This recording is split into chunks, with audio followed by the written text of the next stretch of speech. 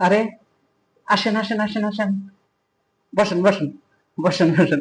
স্বাগতম, স্বাগতম উপদেশালী চেম্বারে। হ্যাঁ, আচ্ছা, এই বাংলাদেশের কত মানুষ আমার কাছে আসে উপদেশ নিতে, অথচ আপনারা আমার পাড়ার মানুষ হয়ে উপদেশ নিতে আসেন না। অথচ দেখেন আপনারা কত সমস্যায় জর্জরিত। হ্যাঁ, জীবনে এত সমস্যা আপনাদের, আমার কাছে আসবেন না। এই উপদেশালী একটু উপদেশ দিয়ে কারো উপকার করে, এটা ভালো লাগে না আপনাদের?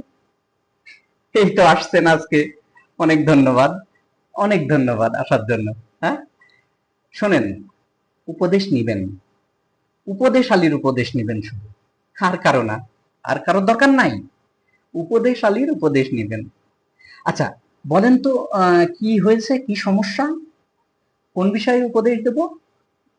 ও আচ্ছা, কাকা, আপনার, ও আচ্ছা আচ্ছা, কাকি রবীন্দ্রসঙ্গীত পছন্দ করে, হ্যাঁ?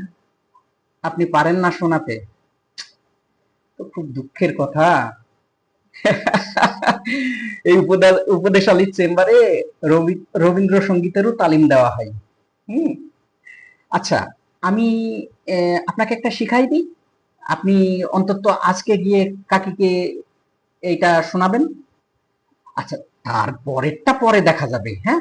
ঠিক আছে, শোনাবেন তাহলে। আচ্ছা, আমি আজকে একটা শিখাই দিই, মনোযোগ দিয়ে শোনেন।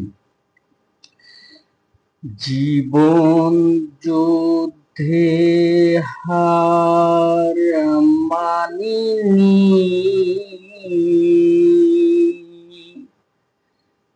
মানতে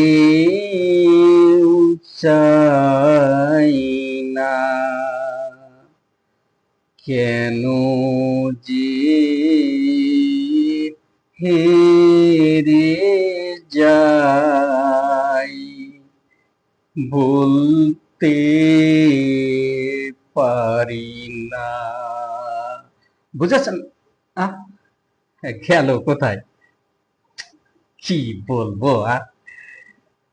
রবীন্দ্রসঙ্গীত তো এরকমই, তাই না? গাইতে গাইতে চোখ দুটো বন্ধ করেছি, হ্যাঁ, দেখছেন উঠে চলে গেছে। হ্যাঁ, হয়তোবা ভালো না হতে পারে বা ভালো না লাগতে পারে, তাই বলে উপদেশালী চেম্বারে এসে চা না খেয়ে যাবে, এটা কি হতে পারে? হ্যাঁ, আরে উপদেশটা গ্রহণ করবে না, এটা কি হতে পারে? আমি অপমান আমার? উপদেশালী অপমানিত হয় না।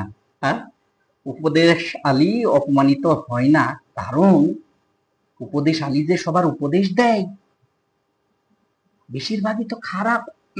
না মানে, হয়ে যায়, কি আর করা যাবে। জীবন যুদ্ধে